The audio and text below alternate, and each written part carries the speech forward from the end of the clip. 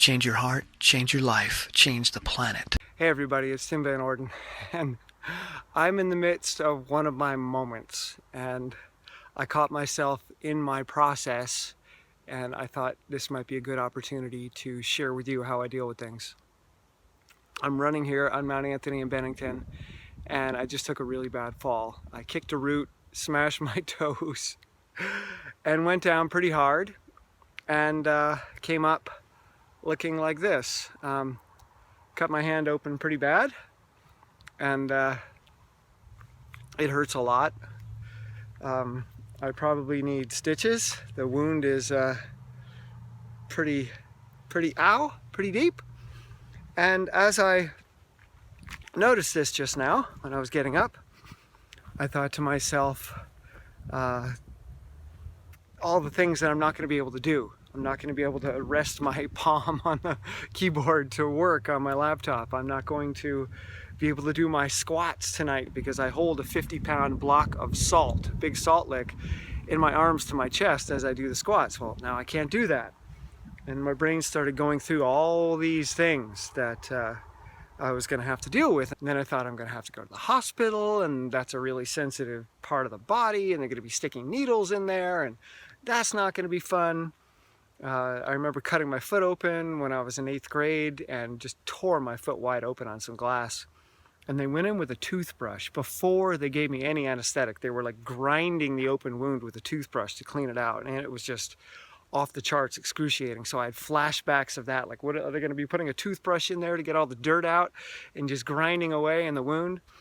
So all this stuff was coming up in me, all this fear and all this panic and clenching and anger, and I caught it. I noticed it, and I'm like, oh, you're being hijacked. You're being hijacked by pain right now. You're being hijacked by fear. The narrative part of your brain, the left prefrontal cortex, is starting to come up with all these stories. It's predicting what the future is going to be like.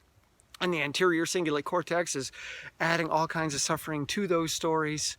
And I'm like, all right, I get it. Okay, I'm just in the midst of an experience that my brain thinks is really life-threatening because I could bleed to death, probably not. But anyway, my brain is freaking out. So I just calmly noticed and labeled what was happening. It's like, yeah, there's a big cut, 1 inch long, 1/2 inch deep in my hand. Okay, there's blood. Yep, it's a beautiful color. What color is it? It's a crimson red. Ooh, look how it's glistening in the light. All right, how does your palm feel? It's throbbing and it's really, really painful. Okay, what are you thinking? Well, I'm having these negative thoughts. Okay, where else are you feeling this? Well, I can feel my chest is really tight. My shoulders are really tight. So I just went through this inventory really quickly of what I was feeling, where I was feeling it, described it, and that allows me to step back from it. Like, my hand still hurts. The pain hasn't gone away, but I don't mind it anymore. And the whole labeling process just made the fear go away, made the stories go away. I called it out. The other parts of my brain that were not involved in that process were brought back online, and they're essentially taking care of the situation. They're like, it's all right, this is fine.